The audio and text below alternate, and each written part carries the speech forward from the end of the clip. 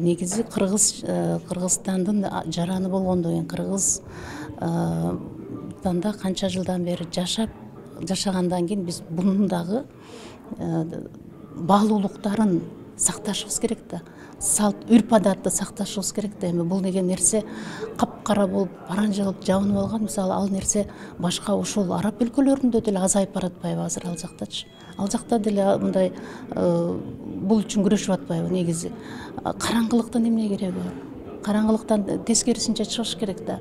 Ошол эле мезгилде коомго терс таасири тибеш керек, жаман көрбөш керек. Сен ишенет экенсиң, мына мен деген тазамын, сен таза эмессиң дебеш керек. Эмне үчүн сен мына чыгып атпайбы? Мен мына бул кыздарыбыз деле мына мектептерде айтат да мындай депчи.